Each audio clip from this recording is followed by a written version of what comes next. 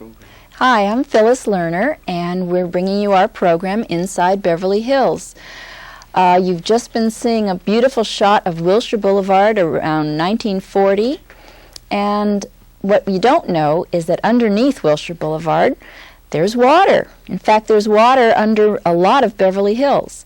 So our topic today is going to be again on water, and with us, our guests today are Winston Millett, who is founder of the Beverly Hills Historical Society, and we have Ed Otsuka, he's utility superintendent from the Public Works Department, City of Beverly Hills. Nice to be here.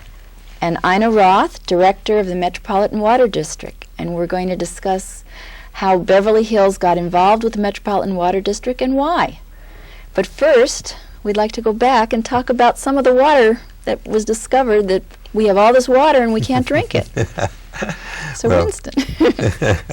Water in Beverly Hills has been an interesting thing from the very beginning, because without water the city wouldn't exist. Without water the city would never have been incorporated, and without water the city wouldn't have been independent. All these years, through court case after court case, the water rights for areas have been fought all the way to the Supreme Court. The amount of litigation on water is enough to fill this room and more. It's a very, very precious subject. We can't live without it, and sometimes we can't live with too much of it. I guess every year somebody drowns in the Los Angeles River, but when you drive over it, it's pretty dry. We're very fortunate to have these people with us today that know all about water. But I can tell you about water. In 1937, there was a little bit too much water when the Saks Fifth Avenue was excavating. Jerv Jones, his father, and family were the contractors, the Jones brothers, and building or excavating for the building at Peck and Wilshire, and the street fell in. So they fixed it, and the reason the street fell in was too much water, underground water. Then many years later, John Creedman was building the building at 9601 Wilshire at Camden, and all the lanes except for one of Wilshire Boulevard fell in. Too much water. Under the Rodeo Collection, there's a lot of water down there in that garage, that beautiful building that Mr. Mabubi built there. And they're still pumping water there, and will be for the life of that building. This water is artesian water. It flows naturally from under the ground. What you're saying is it's not that the water's there, it's that the water is no longer there, and what was an underground stream has now caved in. No, well, not quite. I don't like to... When you say the streets were caving in. Well, when they dig, if you're not very careful, pretty soon you're going to hit water. The water table is here. As they build these underground buildings, underground parking structures, they always hit water. It doesn't make much difference what's going on above ground. Underground, the water is there. This is El Rodeo de las Aguas, the gathering of the waters, as we talked about last week. And the water for the city kept us independent, but fortunately now we now bring our water in pretty much from the Colorado River. And the Metropolitan Water District is supplying us that water. And for years there's been a love-hate relationship with MWD. The agencies that belong to MWD are part of it, and we have our representative from Beverly Hills here, Ina Roth, and she speaks for the Metropolitan Water District, but the communities get their water from the district, and sometimes they don't like what they're paying for it, sometimes they don't like what the service they're getting or whatever, but we need them. And their history is a remarkable history, going back since the beginning of the city. Well, going back to the beginning of the city, actually when it was a rancho, there were natural wells on the rancho, and that's where all the water came from. And for many years the city used its wells. Mr. Otsuka, could you tell us a little about the wells? Well, primarily the city did use the wells that they had here in the local area inside of the city limits. And in 1928 they had purchased the Sherman Water Company, which also gave them additional wells in the then unincorporated area of West Hollywood. This also was significant because it also gave the city some water rights to drill in that area and continue the drilling. The city also had some wells in the southern portions or southeast portions of the city that's clear down to the Santa Monica Freeway, where it's now the Santa Monica Freeway. Excuse me, you mentioned Sherman Water Company, and West Hollywood used to be called Sherman, the town of Sherman. That's correct. And La Cienega, which is the area you're now referring to, La Cienega means the swamp. So again, we go back to water. That's correct. And locally, there's several wells within the city limits. For instance, as an example, on Arnez Street, which is just east of Robertson, and just north of Wilshire Boulevard, we had a well site there, and it was called the Tatum Well. And further south of that, near Gregory Way, on Hamel, there was a well called the Willows Well. And all of these wells, local wells within the city, eventually led to the waterworks building that was built in the early 20s down at La Cienega and Olympic. And from there it was distributed to the system. That well water, was it drinkable? Was it potable, or as they call it? Initially, it wasn't considered to be potable. It needed a treatment process. So it went through a filtration and treatment process, and that was part of the waterworks building, where the water was brought in, it was treated, it was filtered, and then from there disinfecting agents were added. And if there was any aesthetic values to be considered, such as taste and odor problems, there were treatments for that. And from that point, it went to the distribution system. And one of that, before that, literally, I'm sure all of you folks recall the tennis courts down at La Cienega. Well, beneath that tennis court was our 5 million gallon reservoir. So the treated water or produced water was then stored there, and from there distributed out into our system. And that's why they were called the reservoir tennis courts. That's correct. Originally. That's a good reason. How big is 5 million gallons? Quite large. I wouldn't want to put it in perspective right now, because in that case, the reservoir itself was unusual in respect that the bottom was not square and flat. It was tapered so it took an unusual configuration. But basically, if people recall the tennis courts area, the entire tennis courts except for the northerly portion near Gregory Way was the reservoir, that whole area. So it's quite large. It was big. Yes. Well, we're hoping that the city will replace that storage capacity with new reservoirs that I'm hoping that they will build in the next several years. Why do we need new reservoirs now? Well, for fire safety, if you should have a fire and it'd be some kind of conflagration, you would certainly want to have a large amount of water available. If there were to be an earthquake and for some reason your supply would be cut off, you would want to have several days supply, at least 5 days supply, until water could get to you. And just for any reason, if that you couldn't get water at some time, you should have a 5-day supply. Have they considered reactivating the Greystone Reservoir? But that's in use right now, isn't it? That's correct, which is quite interesting. Greystone Reservoir came about as a result of the need for additional storage capacity, and the city recognized that fact, that we did not have the storage capacity that we wouldn't require for those type of extended periods of water that wasn't produced. So Greystone Reservoir was a result of that, and that's one of our largest reservoirs here in the city. Its capacity is 19.32 million gallons, and it is in use. It is currently supplying our service zone, which is called Zone 6, and the service zone is just a designation by elevation and numeric number for our system. But Greystone is being used today. How do the people in Truesdale get their water? They're up high. That's correct. We have interconnections with our system, our water system, and the Metropolitan Water District.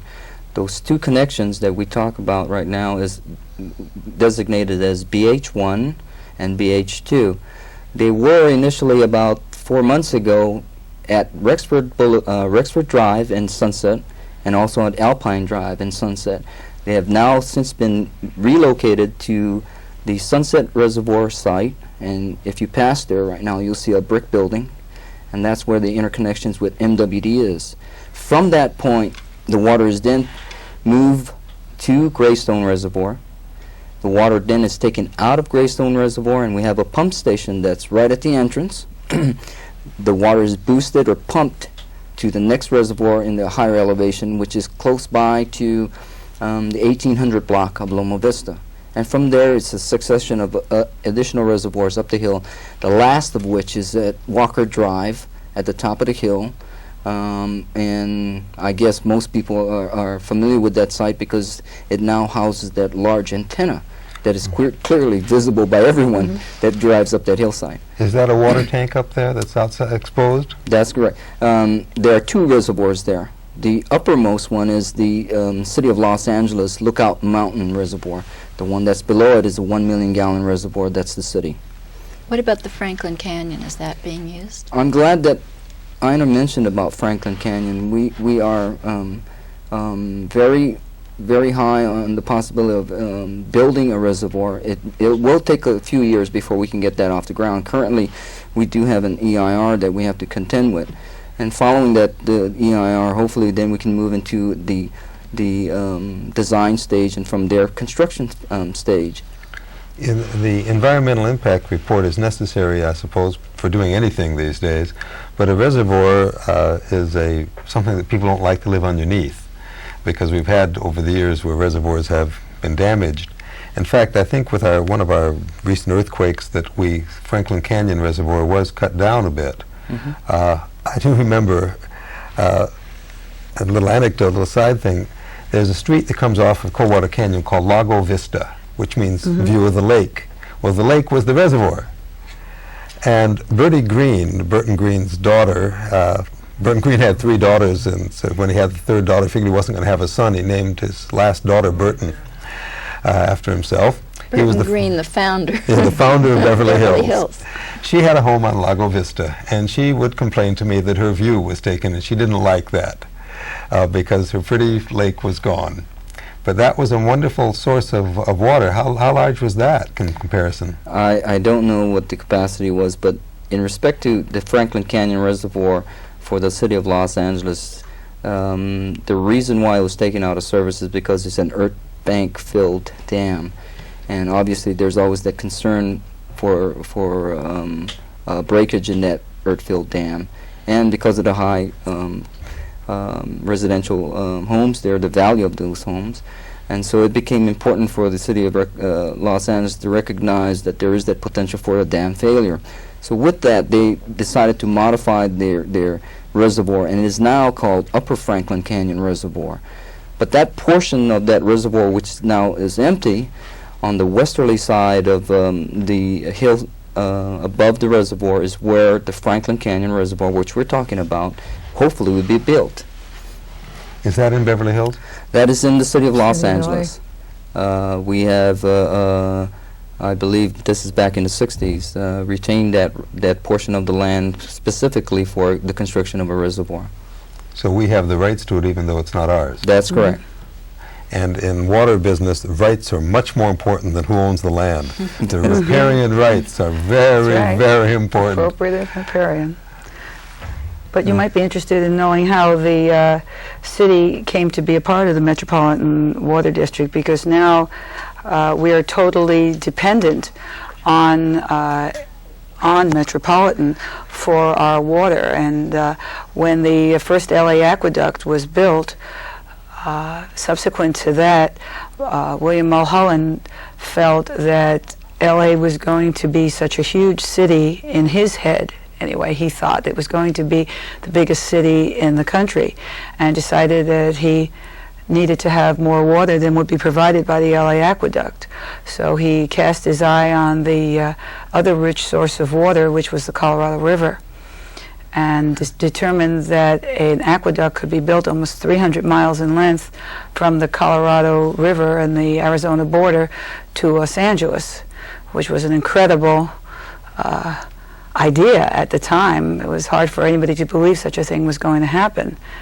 But after he did a cost investigation, he determined that the city could not sustain the cost of, city of Los Angeles could not sustain the cost of the aqueduct by itself. So they went around and asked 12 other cities if they would be interested in becoming a member of the Metropolitan Water District, and our city was one of those 13 original cities that founded the Metropolitan Water District, and taxed ourselves for approximately 10 years while the aqueduct was being built. And then when the water started to flow, we paid for the water by a combination of water rates and taxes, until quite recently, when the Metropolitan Water District has diminished its reliance on taxes and has instead relied more on water rates.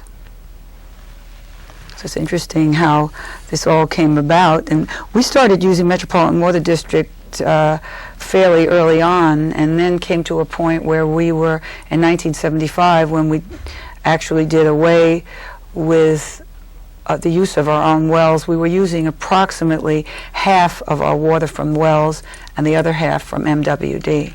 And then when we decided to give up the wells, that's when we went 100% to Metropolitan Water District. I was fortunate enough to take the trip that the Metropolitan Water District sponsors, I think through your courtesy, to Parker Dam, which is where the California aqueduct begins. The water is taken out of the river, the Colorado River, in very large tubes and pumped all the way here. It's some gravity and some pumping, and there's several places that the water is stored along the way. One of them is Lake Matthews, which is a very large lake itself. I think it was last week we talked about the Weymouth plant that I went through, where they do the filtration of not the filtration, but the water quality checking, and it's rather fabulous to see that the amount of effort that goes into getting the water for Southern California, because this is a desert, really. This is a pretty dry place. I'd like to have you tell a little bit more about it, because I took that trip about 2 or 3 years ago, and some of the details are a little hazy. It's just I know that I enjoyed it immensely. Well, I'm glad to hear that, but in the water quality lab, they not only have the most modern and technologically forward thinking kind of lab, but in addition to that, they have a water panel, and I think you remember being in that room where after they're finished treating the water, they have a room and they have various people coming in from Southern California who have had training in tasting water, and then they taste the water and actually judge it and determine whether it's palatable and has a good flavor, etc. It's really quite a remarkable jury process on water. In addition to all of the science of it, there's an art to tasting and determining whether or not water meets your palate properly, I suppose, in terms of taste. But as far as the other things concerning the trip, which is really a very interesting trip, and I certainly would be interested in hearing from people who would like to go on that trip. The trip takes you, as Winston said, from all the way in Arizona to Los Angeles, and you get an opportunity to follow the aqueduct all the way through to see and to learn about the historical aspects of the building of Parker Dam. And part of the historical aspects is that the state of Arizona sent troops out to sort of get the people from California who were building the dam. And luckily they didn't kill anybody, but they did reserve, they never signed the Colorado Pact, the Colorado River Water Pact, that was signed by, I believe, 9 states. So in 1961, well, they had actually sued California prior to 61, but about 63 or 64, that case was decided against the state of California and in favor of Arizona. So that Arizona was given more water from the Colorado River than California was. And the end of that is that now, after many years, they have finished their Central Arizona project, and they are starting to take that water, and there's less water coming to California as a result of that lawsuit. So Winston was right. The number of lawsuits concerning water I think the evidence in that case alone could more than just fill this room from floor to ceiling, because that was a monumental case in water law. It's not a new issue either, because way back when Beverly Hills was a rancho, and Maria Rita Valdez was the proprietress of the rancho, her cousin came from Spain and to help her run the rancho, and she told him he could build his house. And what did he do? But he built his house and sectioned off the only well that she was using for her family, and he put it on his property. And so she started fighting with him, and she had to go to the mayor of Los Angeles at the time and tell the mayor what her cousin had done. Her mayor took her side. I guess this was considered an early lawsuit, and made the cousin sell the property back to Maria Rita. And I think she paid, what, $17 and $17 and some odd cents for the property, and they made the cousin go back to Spain, so she got her land back and her well. That's interesting. There's a saying out there that people fight for whiskey but kill for water, and I believe that's true, because water has always been a very sensitive issue, even on a regional and statewide level, and it continues to this day. But I think what we need to concern ourselves with is that water is a finite resource. It's out there, but yet it's dependent upon certain factors for us to have that water, and to look in terms of the amount of effort it takes just to get the water to your tap. For instance, as Winston mentioned, he was astounded at the treatment process and the chemical analysis that the water purveyors have to go through. And that all stems from the need to provide good potable water to our customers. And I can truthfully say that California is the leading state in the nation as far as water quality standards are concerned. We far outweigh any other state in the union that on water quality, and that's evidenced by the type of laboratory that MWD has. And in which point I just want to mention that, being that we receive all our water from MWD, that water is being treated by MWD, and being that they meet all the standards on a federal and local level, in fact, they exceed those standards, just assures everyone that we're getting quality water here. You talked about, I didn't mention William Mulholland. There's a difference between Los Angeles City, the Department of Water and Power, and Metropolitan Water District.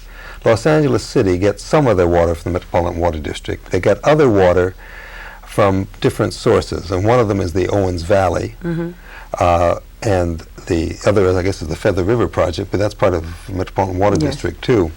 So it comes a long way. But William Mulholland was working in 1913 when they built the Owens River Project. They brought the water 200 miles, and it was fabulous. And here was a man who was working before the city of Beverly Hills had 500 population. And he was planning this great metropolis here. He was an incredible man. There are people who do these things. There are people who see a little farther than the average person. And Burton Green was one. William Mulholland was a giant. A fabulous man. His story alone would keep you going. Mulholland Drive is a good name for that street. It's on top of the mountain. and the water flows down. Our system here is all by gravity, except for the place where you have to pump, but most of it's gravity feed. That's correct. And when I said that the love-hate relationship with Metropolitan Water District is very interesting, especially in Los Angeles, where they have some of their own water and some they buy. And so they don't know which proportions. The lawsuits just recently in the Owens Valley with the ecologists and the Owens Valley people up there, Los Angeles lost. So they're taking more Metropolitan Water District, I would imagine. They are. They are up to about 18% of their supply is coming from Metropolitan, which is a lot more than they ever took before. But the second aqueduct that they built is basically empty because of this lawsuit that they've just lost. So they are taking much more water.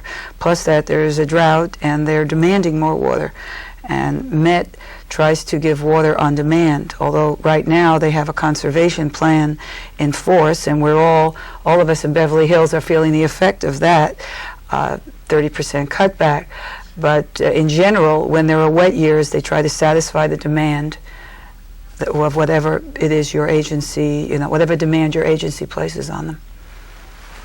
Well, I want to thank all of you very much for being on the program today, and I hope that the audience finds this interesting as I have. I know I can speak for myself. And I want to thank you, Mr. Otsuka and Ina Roth and Winston Millett, and hope you'll join us again when we can bring you another interesting topic inside Beverly Hills.